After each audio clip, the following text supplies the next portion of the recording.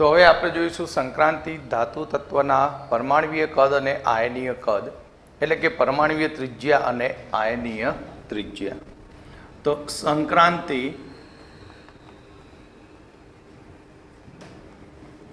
ધાતુ તત્વના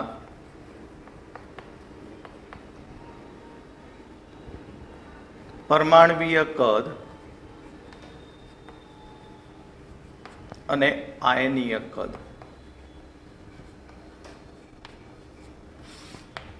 સામાન્ય રીતે તમે જાણો છો કે આવર્ત કોષ્ટકની અંદર લેફ્ટ ટુ રાઈટ, ડાબાથી જબા તરફ જતા પરમાણ્વીય ત્રિજ્યા આવર્તમાં ઘટતી હોય છે અને સંક્રાંતિ ધાતુ એ આવર્તના તત્વો છે.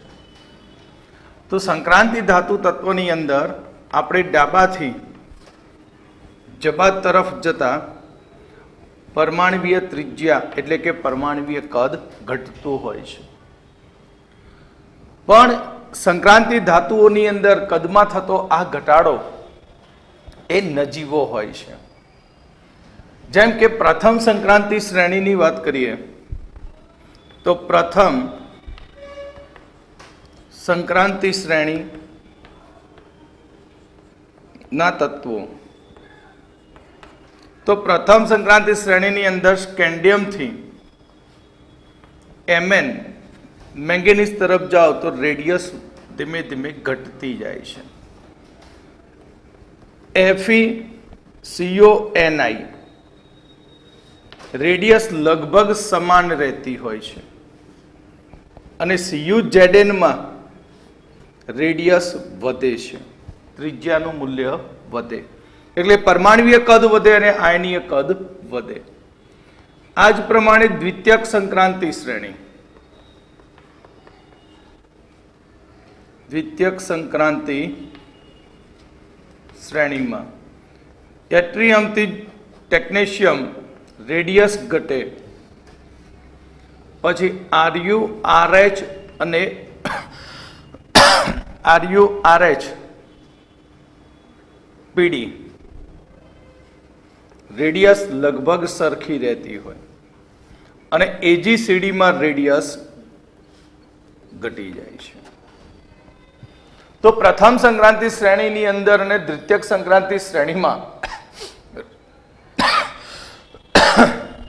રેડિયસમાં કેમ આ પ્રમાણે આપણને ફેરફાર જોવા મળે છે, તો તેના વિશે હવે આપણે ડીપમાં જોઈએ કે શરૂઆતમાં પરમાણ્વીય ક્રમાંક વધતો હોય છે.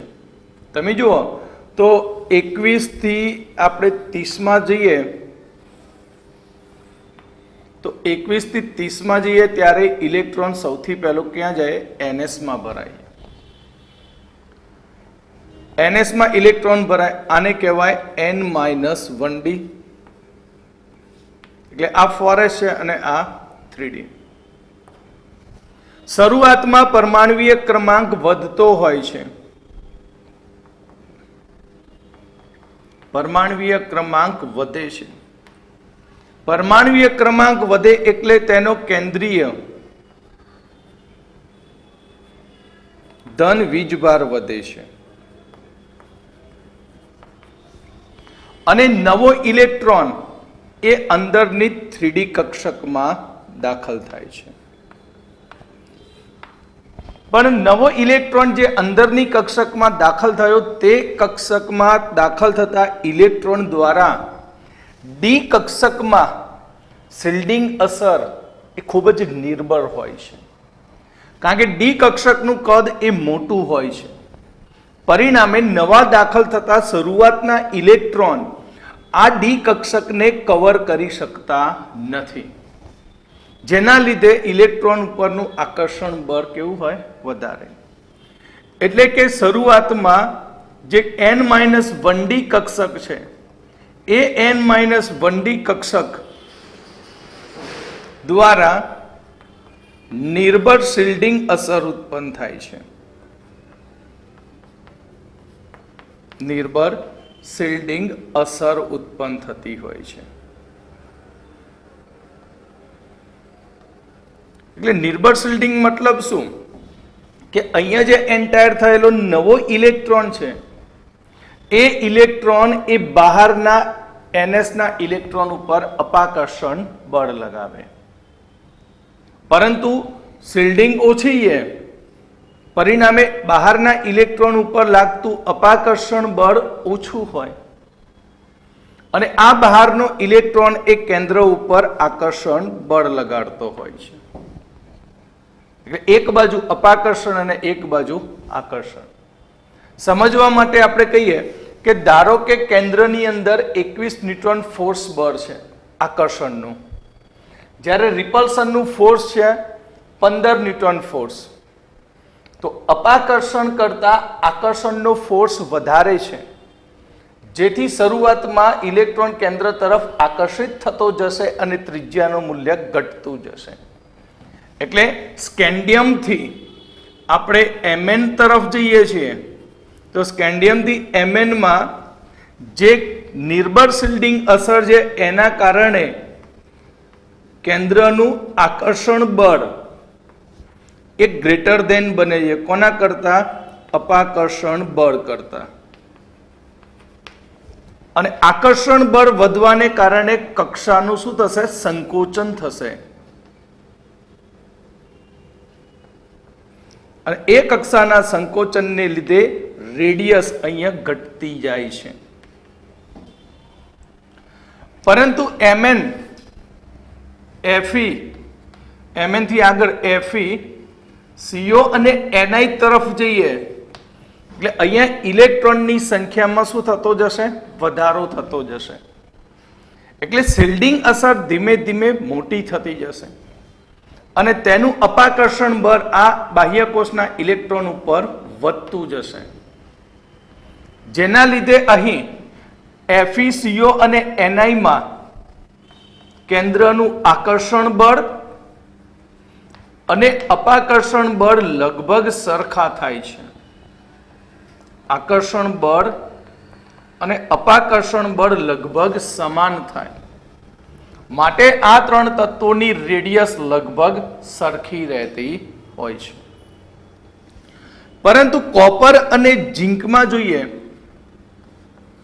તો કોપર અને ઝીંકમાં આપણા જોડે ડી કક્ષક હવે જે છે N-1d સબસેલ, તો N-1d અંદરની કોષ ઇલેક્ટ્રોનથી સંપૂર્ણપણે ભરાઈ જાય છે અને સંપૂર્ણપણે ભરાવાને કારણે ત્યાં પ્રબળ શિલ્ડિંગ અસર થઈ જશે.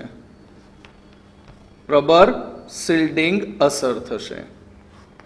એટલે અહીંયા આપણું કેટલું આકર્ષણ બળ હતું? 21 ન્યૂટન ફોર્સનું આપણે ધારેલું, ધારો કે, પણ D10 થશે એટલે અહીંયા અપાકર્ષણનો ફોર્સ ધારો કે 30 થઈ ગયો. તો અપાકર્ષણ વધી જવાને કારણે આ ઇલેક્ટ્રોન બહારની તરફ ધકેલાશે, જેથી કક્ષા વિસ્તરણ પામશે અને એની રેડિયસમાં શું થશે? વધારો. એટલે અહીં આપણે કહીએ કે આકર્ષણ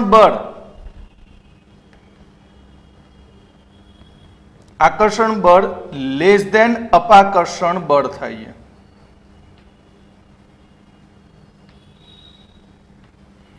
જેના કારણે કોપરની અને ઝીંકની રેડિયસ વધતી હોય છે.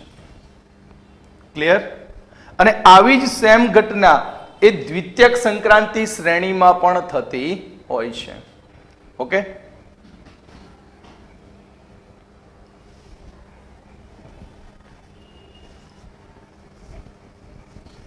તો આપણે પ્રથમ સંક્રાંતિ શ્રેણી અને દ્વિતીયક સંક્રાંતિ શ્રેણી માટેનો આલેખ દોરીએ.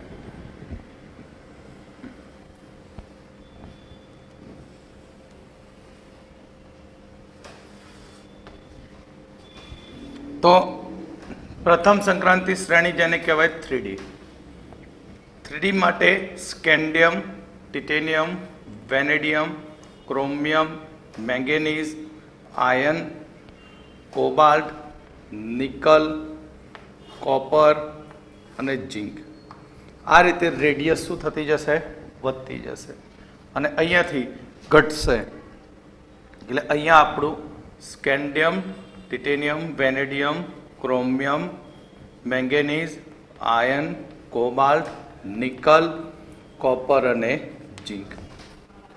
પરંતુ પ્રથમ સંક્રાંતિ શ્રેણી કરતાં દ્વિતીયક સંક્રાંતિ શ્રેણીની કદ અથવા તો પરમાણવીય ત્રિજ્યા વધુ હોય છે. પરિણામે તેનો આલેખ આનાથી ઉપર આવશે. એટલે અહીંયા યત્રિયમ, ઝિર્કોનિયમ, નિયોબિયમ, મોલિબ્ડેનમ, ટેક્નેશિયમ, આરયુ, આરએચ, પીડી, એજી અને આ સીડી. આ રીતે ત્રિજ્યા ઘટશે અને વધશે. એટલે આ શ્રેણી હતી આપણી 4D. આલેખ પરમાણવીય ત્રિજ્યા વિરુદ્ધ પરમાણવીય ક્રમાંક.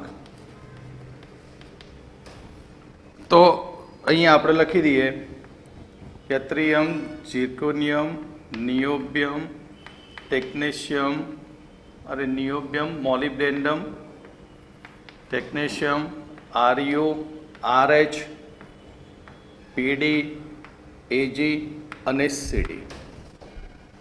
આ થઈ પ્રથમ અને દ્વિતીયક સંક્રાંતિ શ્રેણીના તત્વોના પરમાણવીય કદ અને આયનીય કદ. પરંતુ અહીં પ્રથમ દ્વિતીયક અને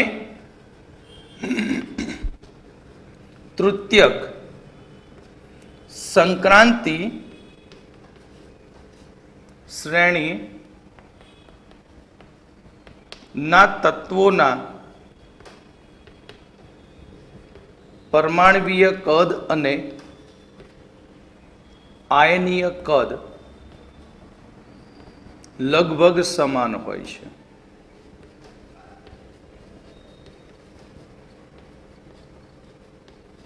બંનેના કદ લગભગ કેવા થઈ જાય? સમાન. એટલે 4D લગભગ ત્રિજ્યામાં 5D, બંને લગભગ સરખા થાય છે. તો કેમ આવું બન્યું?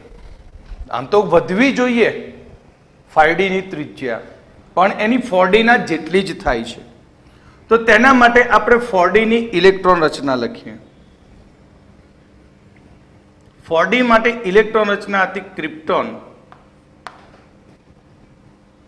5s4D. જ્યારે 5D કક્ષક માટેની ઇલેક્ટ્રોન 5D સંક્રાંતિ શ્રેણી માટેની ઇલેક્ટ્રોન રચના ઝેનોન કમ્પ્લીટ 4f14 5D અને 6s છે. તો 5D કક્ષકની અંદર અહીં આપણને 4f કક્ષક મળે છે.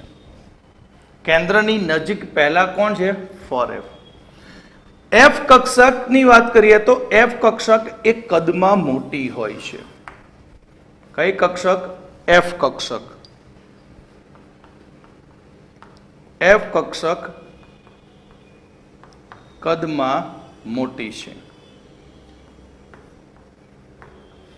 પરિણામે f કક્ષકના આ ઇલેક્ટ્રોન એ દૂર દૂર સુધી ગોઠવાયેલા હોય. એકબીજાથી કેવા ગોઠવાયેલા હોય? દૂર દૂર.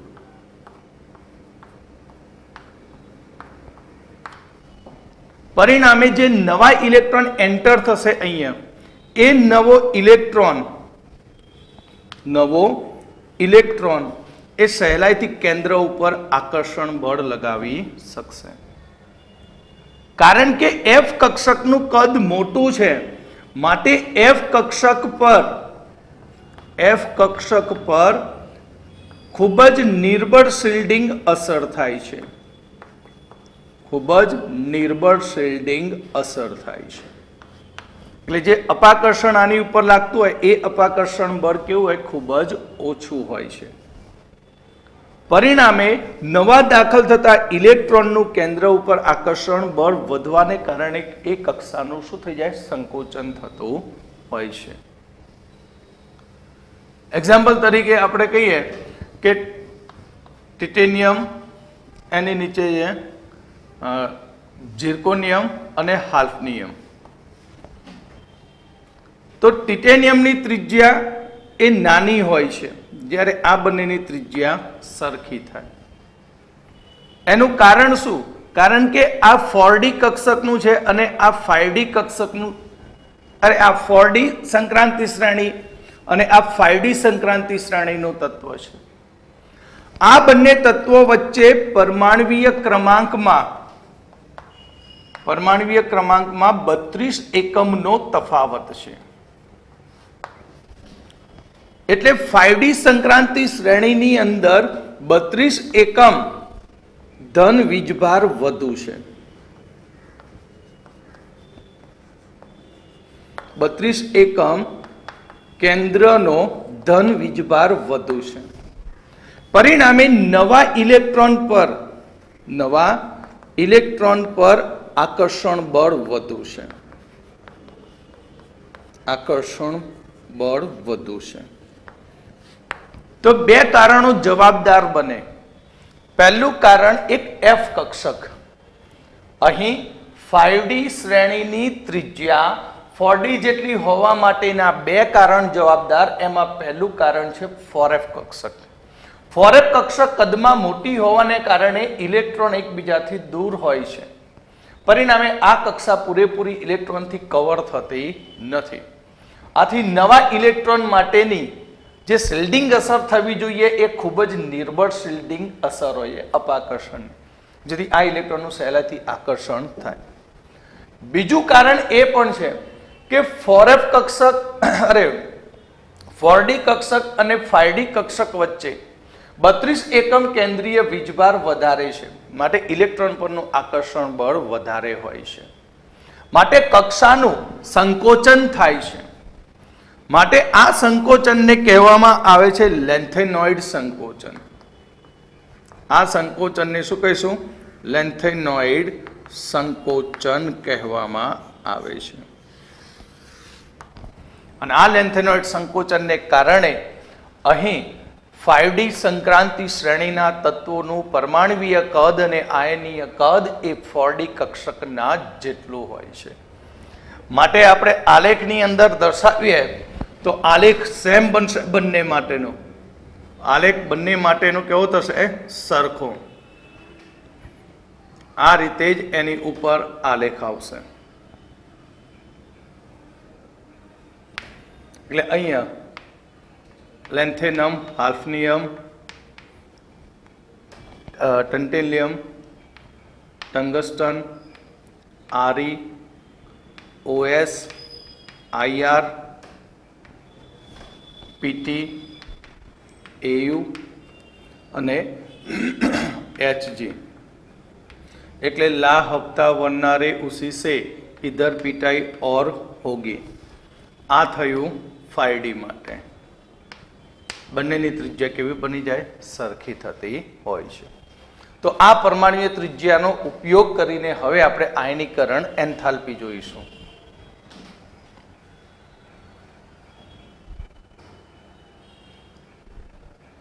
હવે આપણે સંક્રાંતિ ધાતુ તત્વની આયનીકરણ એન્થાલ્પી.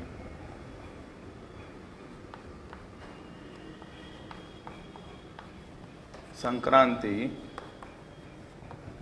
ધાતુ તત્વોની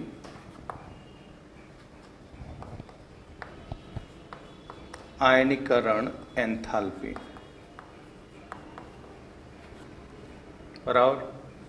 આયોનાઇઝેશન એનર્જી પણ કહેવાય. તો સંક્રાંતિ ધાતુ તત્વની અંદર સંક્રાંતિ ધાતુ તત્વોમાં આપણે ડાબાથી જબા તરફ જઈએ તો સામાન્ય રીતે એવું કહીએ છીએ કે રેડિયસ ઘટે છે. પરિણામે આયોનાઇઝેશન એનર્જીના મૂલ્યમાં વધારો થાય. કારણ કે ત્રિજ્યા ઘટે તો ઇલેક્ટ્રોન પરનું આકર્ષણ બળ વધે અને આકર્ષણ બળ વધવાને કારણે ઇલેક્ટ્રોનને મુક્ત કરવા માટે ઉર્જા વધુ આપવી પડે.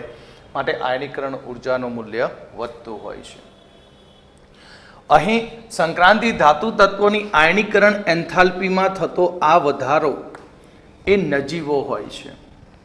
બિન સંક્રાંતિ ધાતુ તત્વની જેમ વધતો નથી.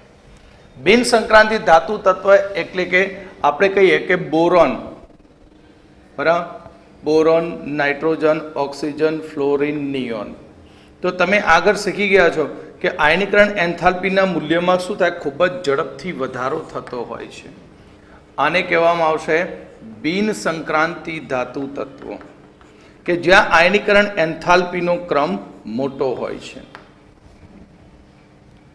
અહીં સંક્રાંતિ ધાતુ તત્વની અંદર સંક્રાંતિ ધાતુ તત્વોમાં પ્રથમ આયોનાઇઝેશન એનર્જી કરતા સેકન્ડ આયોનાઇઝેશન એનર્જી અને સેકન્ડ કરતા થર્ડ આયોનાઇઝેશન એનર્જીના મૂલ્યો વધુ હોય છે. ફર્સ્ટ કરતા પ્રથમ આયનીકરણ એન્થાલ્પી કરતા દ્વિતીયક કરતા તૃતીયક આયનીકરણ એન્થાલ્પીના મૂલ્યો વધારે હોય છે. તો આપણે ફર્સ્ટ લઈશું થર્ડ સંક્રાંતિ શ્રેણી.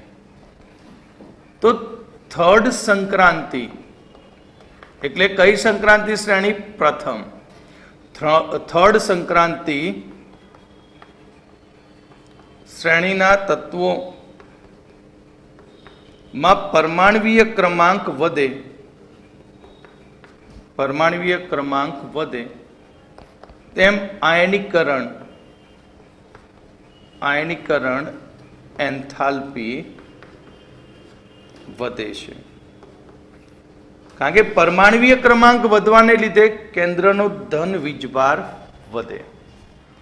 એટલે આપણે હમણાં જ કહ્યું હતું કે કેન્દ્ર છે, કેન્દ્રની ફરતે આ n-1d કક્ષક અને આ ns કક્ષક, આ ns છે અને આ n-1d કક્ષક. સૌથી પહેલા ઇલેક્ટ્રોન એ ns માં ભરાય, બરાબર. ત્યાર પછી નવો ઇલેક્ટ્રોન એન્ટર થાય, એ નવો ઇલેક્ટ્રોન એ n-1d કક્ષકમાં દાખલ થતો હોય છે. પણ શરૂઆતમાં કહ્યું હતું આગળ પરમાણ્વીય ત્રિજ્યામાં, શરૂઆતમાં આ ઇલેક્ટ્રોન દ્વારા લાગતું અપાકર્ષણ બળ કરતા તેનું આકર્ષણ બળ વધુ હોય છે. આકર્ષણ બળ કેવું હોય? વધારે. માટે અહીં પરમાણ્વીય ત્રિજ્યા શરૂઆતમાં ઘટતી જાય છે અને એ પરમાણ્વીય ત્રિજ્યા ઘટવાને કારણે આયનીકરણ એન્થાલ્પીના મૂલ્યમાં વધારો થતો હોય છે. થર્ડ સંક્રાંતિ શ્રેણીના તત્વની અંદર નવો ઇલેક્ટ્રોન એ અંદરના સબસેલ n-1d કક્ષકમાં દાખલ થતો હોય છે. અને શરૂઆતમાં કહ્યું હતું કે ઝિંકથી મેંગેનીઝ રેડિયસ ઘટે છે, માટે ત્યાં આયોનાઇઝેશન એનર્જીનું મૂલ્ય આપણને સતત ઘટતું જોવા મળતું હોય છે. ક્લિયર? અને આયન બને ત્યારે ઇલેક્ટ્રોન ક્યાંથી દૂર થાય? તો આયન બને ત્યારે ઇલેક્ટ્રોન ફર્સ્ટ s માંથી દૂર થાય, પ્રથમ ns માંથી દૂર થાય.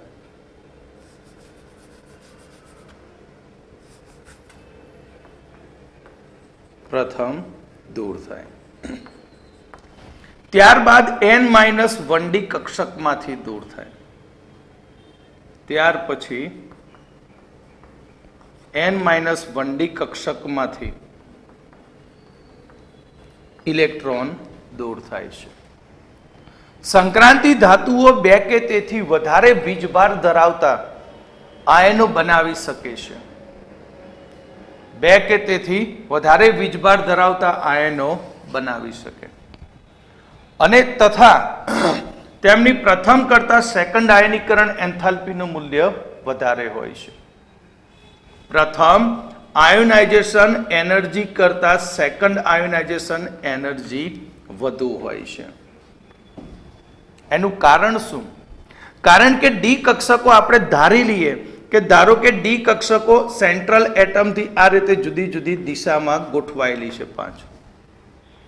તો આ ઇલેક્ટ્રોન જે છે એ ઇલેક્ટ્રોન દ્વારા બીજા ઇલેક્ટ્રોન ઉપર શિલ્ડિંગ અસર થશે નહીં.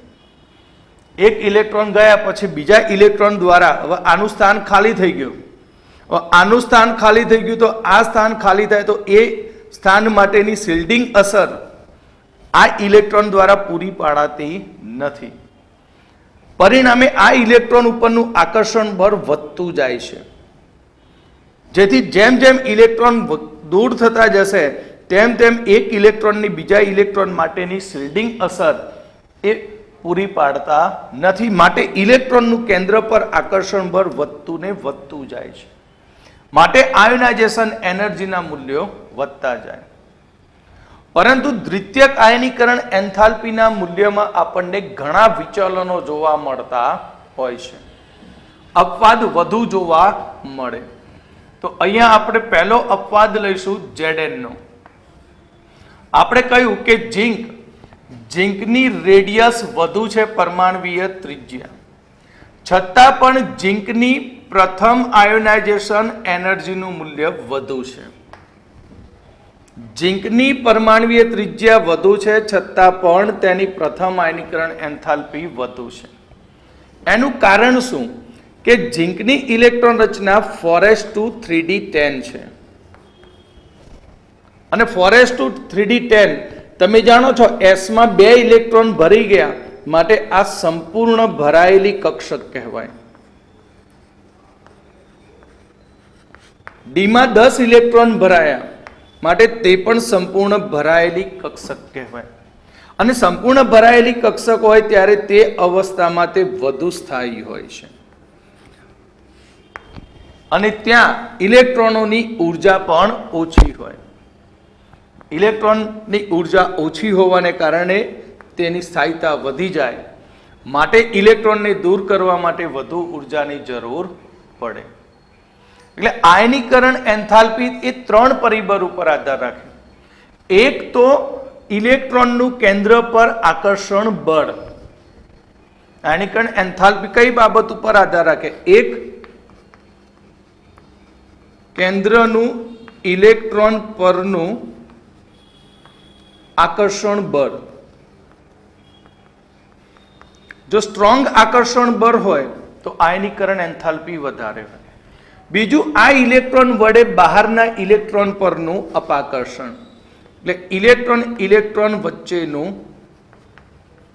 અપાકર્ષણ.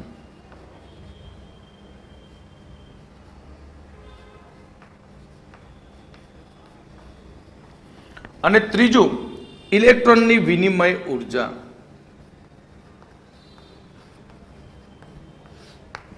તો આ 3 પરિબળ જે આયનીકરણ એન્થાલ્પી ઉપર અસર કરે છે. તો બીજા આપણે અપવાદ જોઈએ આમાં.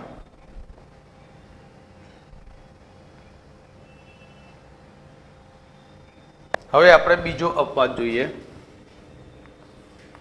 Cu અને Zn. Cu ની પ્રથમ આયનીકરણ એન્થાલ્પી કરતા Zn ની પ્રથમ આયોનાઇઝેશન એનર્જી વધુ હોય છે. કોપરની પ્રથમ આયનીકરણ એન્થાલ્પી કરતા Zn ની પ્રથમ આયનીકરણ એન્થાલ્પી વધુ. એનું કારણ શું? તો Cu ની ઇલેક્ટ્રોન રચના શું છે? તો 3d10 4s1 છે. Zn ની ઇલેક્ટ્રોન રચના 3d10 4s2 છે. તો તમે ડિફરન્ટ જોઈ શકો છો કે બંનેમાં ડી કક્ષક સંપૂર્ણ ભરાયેલી છે, આમાં એસ કક્ષક સંપૂર્ણ ભરાયેલી છે. એસ કક્ષક સંપૂર્ણ ભરાયેલી છે, જ્યારે અહીંયા એસ કક્ષક એ અપૂર્ણ છે, અને અપૂર્ણ હોવાને કારણે તેના ઇલેક્ટ્રોનનું કેન્દ્ર પર આકર્ષણ ઓછું હોય, માટે અહીં આ અવસ્થા વધુ સ્થાયી બને. કારણ કે હુન્ડના નિયમ પ્રમાણે, કોના નિયમ પ્રમાણે? હુન્ડના નિયમ મુજબ D10 સંપૂર્ણ ભરાયેલી અને D5 અર્ધપૂર્ણ.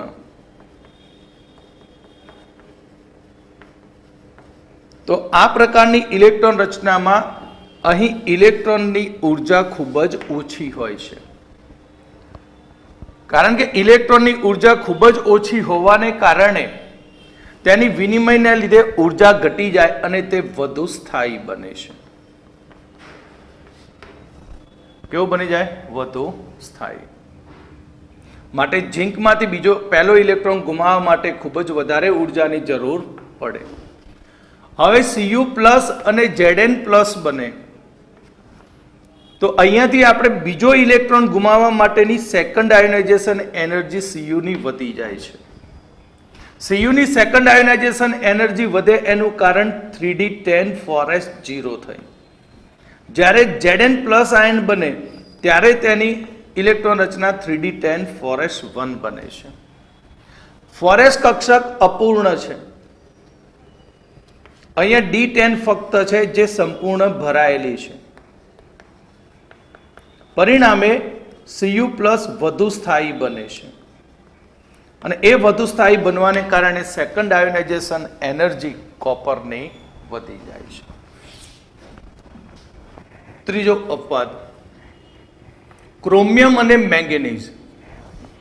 તો ક્રોમિયમ અને મેંગેનીઝની આપણે ફર્સ્ટ આયોનાઇઝેશન એનર્જીની કમ્પેરિઝન કરીએ તો મેંગેનીઝની પ્રથમ આયનીકરણ એન્થાલ્પી વધુ છે.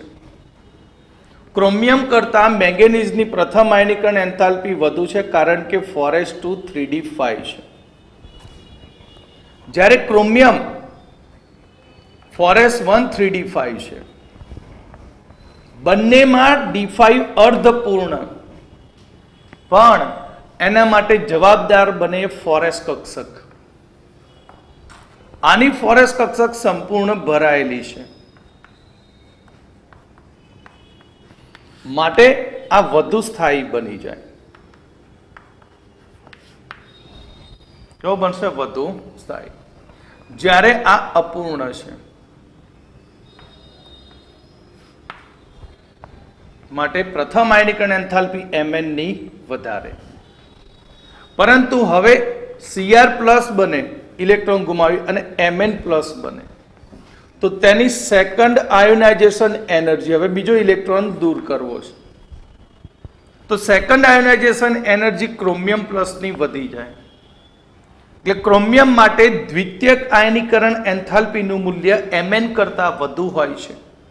એનું રીઝન 4s0 3d5 અને આ 3d5 એ અર્ધપૂર્ણ છે અને અર્ધપૂર્ણ અવસ્થામાં ઇલેક્ટ્રોન વિનિમયને કારણે ઉર્જા ઘટવાને લીધે તે વધુ સ્થાયી બને.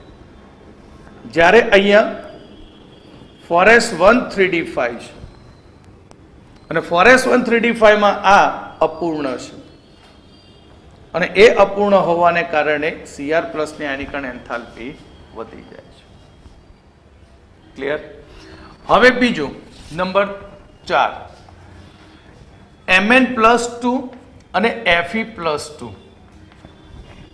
ની આપણે થર્ડ આયોનાઇઝેશન એનર્જીની વાત કરીએ અહીંયાથી ત્રીજો ઇલેક્ટ્રોન ગુમાવવો છે તો Mn+2 ની આયનીકરણ એન્થાલ્પી Fe+2 કરતાં વધી જાય છે. કેમ? કારણ કે Mn ની ઇલેક્ટ્રોન રચના 4s2 3d5 અને આની ઇલેક્ટ્રોન રચના 4s2 3d6 છે. બે ઇલેક્ટ્રોન ગુમાવી દીધા અને +2 બન્યો. આને બે ઇલેક્ટ્રોન ગુમાવ્યા અને +2 બન્યો. પણ હવે આની અંદર આ d અર્ધપૂર્ણ છે અને આ d6 એ અપૂર્ણ કહેવાય. માટે Mn+2 ની આયનીકરણ એન્થાલ્પી વધુ છે.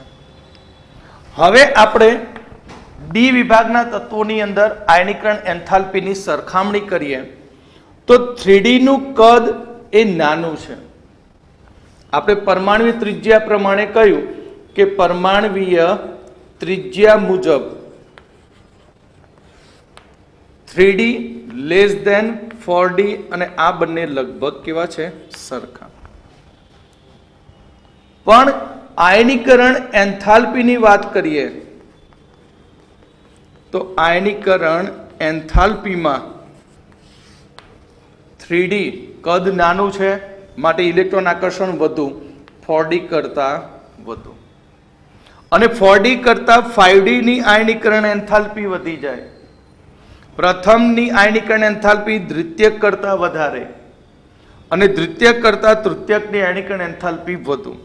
આનું રીઝન કયું હતું? લેન્થેનોઇડ સંકોચન. કયું સંકોચન? લેન્થેનોઇડ સંકોચન. તો અહીંયા આપણે વાત કરીએ તો સમૂહ 11 ઓરમ, પેલેડિયમ અને પ્લેટિનમ નહીં, ઓરમ, મર્ક્યુરી અને એયુ. તો હવે આની આયનીકરણ એન્થાલ્પીનો આપણે ક્રમ લખવો છે. તો આની આયનીકરણ એન્થાલ્પીનો આપણે ક્રમ લખવા જઈએ તો આની કઈ કક્ષક છે? 3D, આની 4D, આની 5D. તો આની ઉપરથી કહીએ તો 3D, 4D અને 5D. પ્રાયોગિક રીતે એવું સાબિત થયું છે કે 5D greater than 3D greater than 4D. એટલે સૌથી વધુ આયનીકરણ એન્થાલ્પી AU, પછી CU, પછી AG છે. આ દરેક ક્રમ બધા માટે એક સાથે જળવાઈ રહેતો નથી. આ ક્રમ અહીં D વિભાગ માટે 3D, 4D અને 5D માટે દરેક વખત જળવાઈ રહેતો નથી. એક્ઝામ્પલ તરીકે હું નિકલ, પેલેડિયમ અને પ્લેટિનમનો ક્રમ લો તો આ 3D, 4D અને આ 5D છે.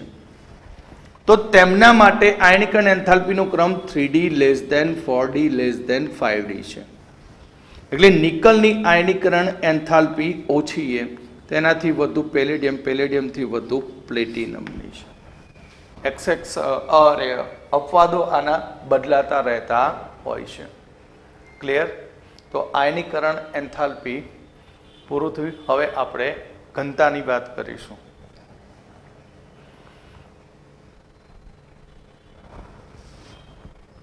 હવે આપણે સંક્રાંતિ ધાતુ તત્વોની ઘનતા.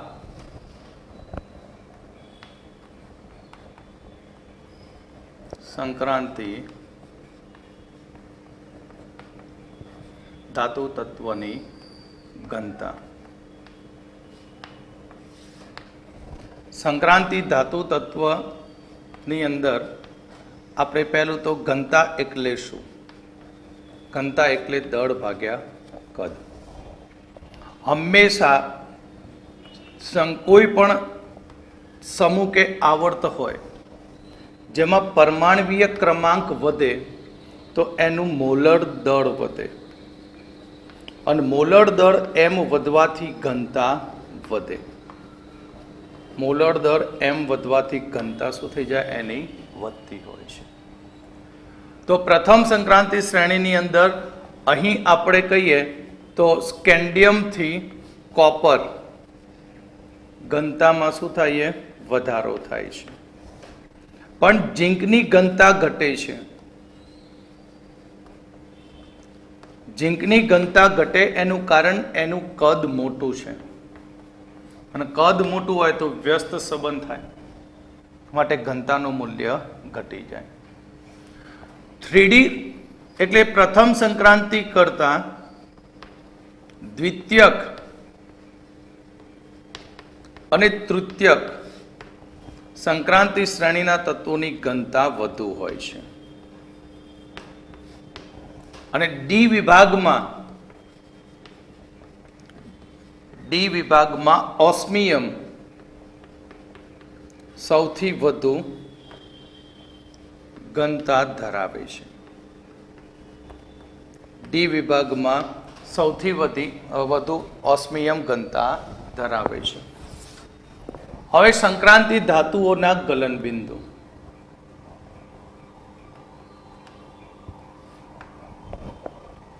સંક્રાંતિ ધાતુઓના ગલનબિંદુ. સંક્રાંતિ ધાતુ તત્વના ગલનબિંદુમાં આપણને ઘણી અનિયમિતતા જોવા મળતી હોય છે. ધાતુના ગલનબિંદુ એ તેના ધાત્વિક બંધની પ્રબળતા પર આધાર રાખે છે. ગલનબિંદુ ધાત્વિક બંધની પ્રબળતા પર આધાર રાખે છે. ધાત્વિક બંધની પ્રબળતા કોની ઉપર આધારિત હોય? તો સંયોજકતા કોષના અયુગ્મિત ઇલેક્ટ્રોન પર, સંયોજકતા કોષના અયુગ્મિત ઇલેક્ટ્રોન પર, અને અયુગ્મિત ઇલેક્ટ્રોનની સંખ્યા વધુ મળે, અયુગ્મિત ઇલેક્ટ્રોનની સંખ્યા વધુ મળે તો ગલન બિંદુ વધે અને ધાત્વિક બંધ પણ વધે. તો સંક્રાંતિ ધાતુ તત્વની અંદર આપણે થર્ડ અને સેકન્ડની વાત કરીએ, એટલે કે થર્ડ અને એટલે પ્રથમ અને દ્વિતીયક સંક્રાંતિ શ્રેણીની વાત કરીએ તો Mn અને ટેકનેશિયમ ના ગલન બિંદુ ઝડપથી ઘટી જાય છે, વધવાને બદલે ઝડપથી ઘટે છે. તો આપણે જોઈએ કે કેવી રીતે તેના ઇલેક્ટ્રોન, સંયોજકતા અયુગ્મિત ઇલેક્ટ્રોન ગલન બિંદુ ઉપર અસર કરે.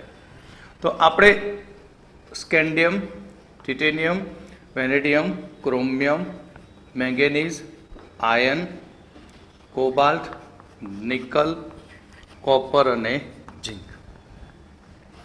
ફોરેસ 2 2 2 1 2 2 2 2 1 2. 3D માં ઇલેક્ટ્રોન કેવી રીતે હતા? 1 2 3 5, કારણ કે અહીંયા 1 થયો તો અહીંયા 5 6 7 8 10 અને આ 10. હવે આપણે જોઈએ તો ડી કક્ષકમાં, ડી કક્ષકની વાત કરીએ તો ડી ની કુલ 5 કક્ષકો હોય છે. તો અહીંયા કેટલો ઇલેક્ટ્રોન? 1. તો પહેલા ડી માં 1 ભરાઈ ગયો, તો એક અયુગ્મિત ઇલેક્ટ્રોન મળશે. અયુગ્મિત ઇલેક્ટ્રોન કેટલા સ્કેન્ડિયમમાં? 1. ટાઇટેનિયમ લઈએ તો ટાઇટેનિયમમાં 2 ઇલેક્ટ્રોન 3D માં, તો પહેલો અને આ બીજો, માટે ટાઇટેનિયમમાં 2 અયુગ્મિત. વેનેડિયમમાં 3 અયુગ્મિત થશે. ક્રોમિયમમાં કેટલા અયુગ્મિત થશે? 6, કારણ કે ક્રોમિયમમાં 4s સિંગલ છે, માટે ક્રોમિયમમાં 6 અયુગ્મિત ઇલેક્ટ્રોન, Mn માં 5. પણ હવે જ્યારે Fe આવશે તો 4s2 3d6, તો 6 ઇલેક્ટ્રોનની હવે આપણે ડી માં ગોઠવણી કરીશું. તો હુંડ પ્રમાણે 1 2 3 4 5 અને છઠ્ઠો રિવર્સ, એટલે અહીંયા થશે 4. 7 આવશે તો કેટલા અયુગ્મિત ઇલેક્ટ્રોન? 3. 8 આવશે તો અયુગ્મિત ઇલેક્ટ્રોનની સંખ્યા 2, અને D10 થાય તો કોપરમાં અયુગ્મિત કેટલો મળશે? 1. કયો? 4s નો.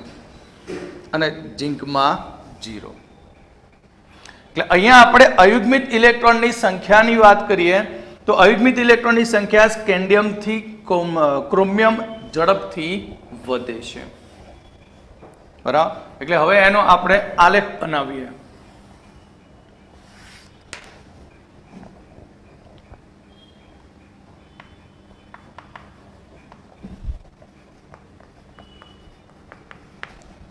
તો આલેખમાં આપણે અહીંયા શું કહીએ છીએ કે આમાં અયુગ્મિત ઇલેક્ટ્રોન 1 માટે ધાત્વિક બંધની સંખ્યા ઓછી. જેમ અયુગ્મિત ઇલેક્ટ્રોનની સંખ્યા વધશે એમ ધાત્વિક બંધની સંખ્યા વધશે. ધાત્વિક બંધની સંખ્યા વધે તો ગલન બિંદુ વધી જાય, માટે અહીંયા આવશે સ્કેન્ડિયમ, ટિટેનિયમ, વેનેડિયમ, ક્રોમિયમ અને મેંગેનીઝમાં સડનલી ગલન બિંદુ ઘટી જાય છે, અને પછી Fe જાઓ તો ગલન બિંદુ વધે છે, અને પછી Fe થી આગળ જઈએ તો ગલન બિંદુમાં શું થશે? ઘટાડો થશે. આ રીતે એટલે scandium, titanium, vanadium, chromium, manganese, iron, cobalt, nickel, copper અને ઝિંક. ગલન બિંદુમાં આ રીતે શું થશે? ફેરફાર થશે. આ જ પ્રમાણે સેકન્ડ આવર્ત કહીએ તો પણ same. Yttrium, zirconium, niobium, molybdenum, technetium, Re, RH, PD, Ag અને Cd. यार जरा निभाना मौत तक रुकावट राह में पड़े आग में कूद जाना सीढ़ी. क्लियर? પરંતુ આપણે તૃતીયક સંક્રાંતિ શ્રેણી લઈએ તો તૃતીયક સંક્રાંતિ શ્રેણીમાં લેન્થેનમ, હાલ્ફનિયમ,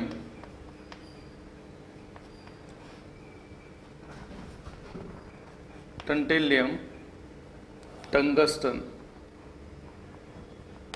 અને પછી આ રીતે એની ગલન બિંદુમાં શું થશે? ઘટાડો થશે. બરાબર?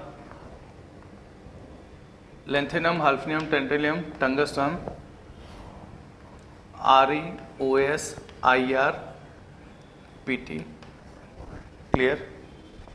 તો અહીંયા આપણને ગલન બિંદુમાં Mn માં સડનલી ઘટાડો જોવા મળે છે. એનું રીઝન શું? બરાબર? તો એનું રીઝન આપણે જોઈએ. હવે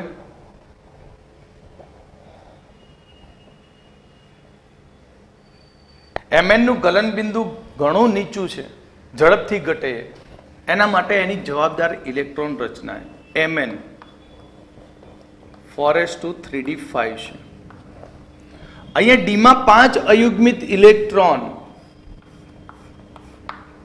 1 2 3 4 5, એસ માં 2 અયુગ્મિત ઇલેક્ટ્રોન.